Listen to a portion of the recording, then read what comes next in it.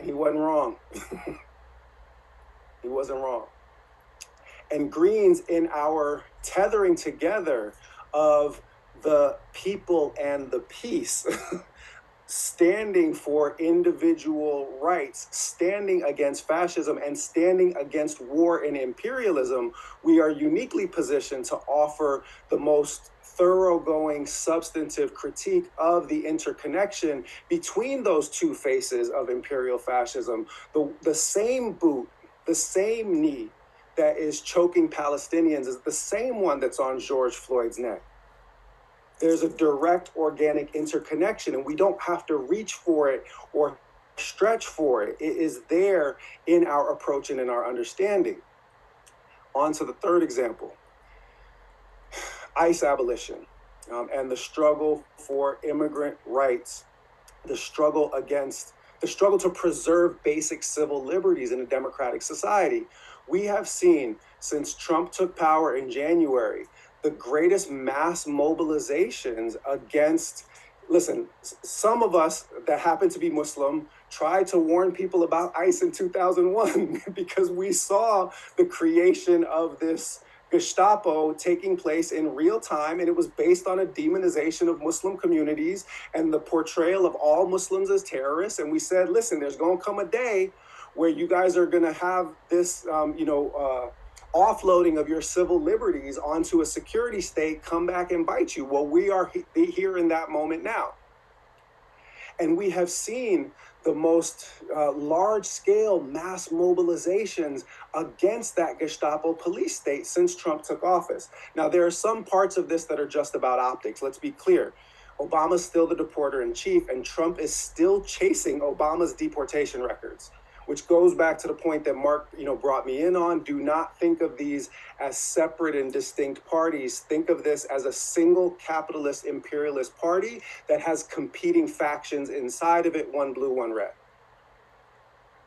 But if you were to make a Venn diagram of the donor base of those two parties, you would be staring at a single circle with AIPAC in the middle of it, with Raytheon, Lockheed Martin, Boeing, General Dynamics, Northrop Grumman, with the war machine and the imperial machine right at the heart of the funding structure for both of those parties. It's just that the optics and the theatrics of power with respect to immigrant communities differs between Team Blue and Team Red. Team Red throws meat to their base by upplaying and dramatizing the theatrics of white supremacist power, whereas Team Blue has to hide them, has to pretend that they are there to defend communities of color, even when they create the very infrastructure that fascists, open fascists, are going to exploit for the sheer joy and perversion of putting those people in their place.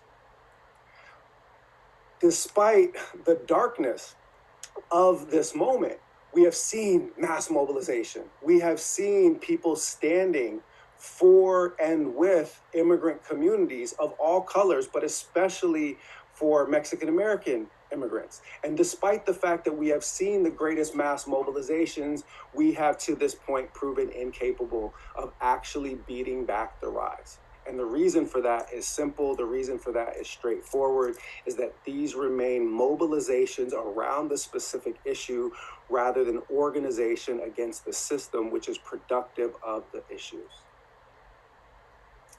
I told you that Malcolm said, we're not outnumbered, we're out-organized. I told you that Kwame Ture said, revolutionaries don't just mobilize around issues, revolutionaries organize against systems. I say that the role of a revolutionary political party is that it channels the people's energies from mobilization around the specific issues that face respective communities into organization against the systems that produce the oppression of all.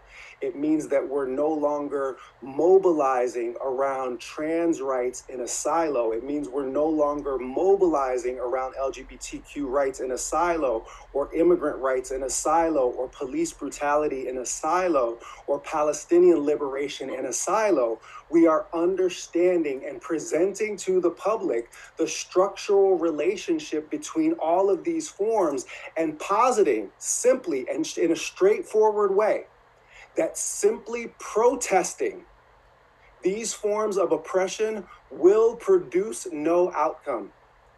And I know that this is going to be a hard one for people to hear and for people to sit with, but Kwame Ture said the problem with nonviolent protest is that it is predicated on your enemy having a conscience, and America has none.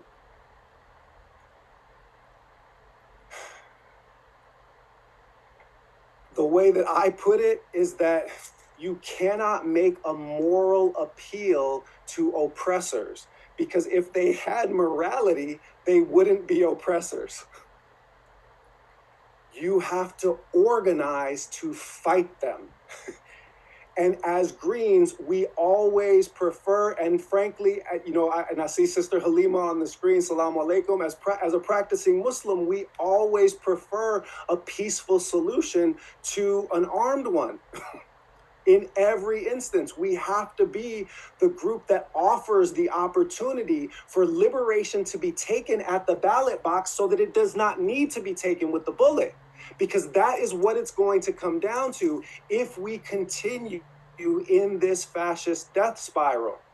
The knives and the guns and the bricks and the clubs will come out. They are already coming out.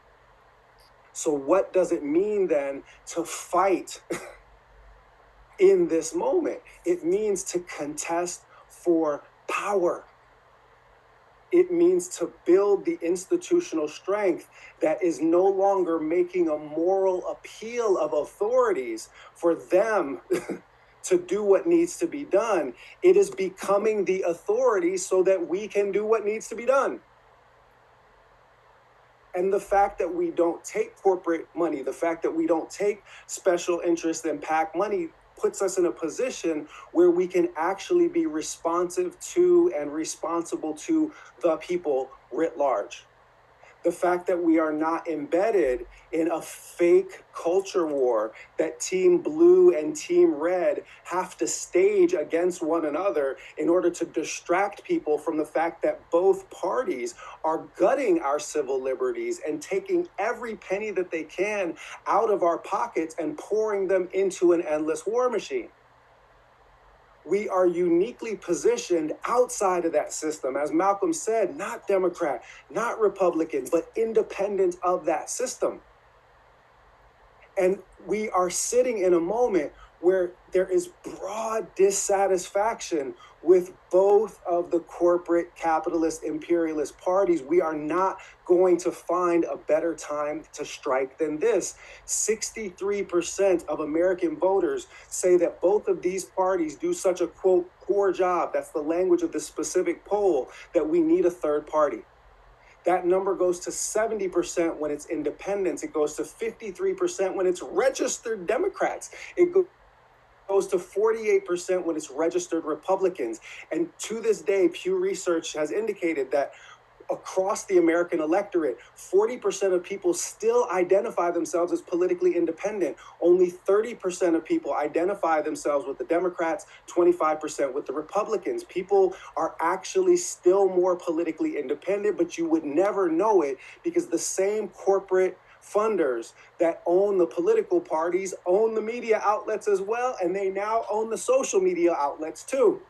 So they are involved in producing this narrative. Never let the man that you are against form your opinions for you. Never let your enemy tell you how many of you there are. We are actually positioned to win.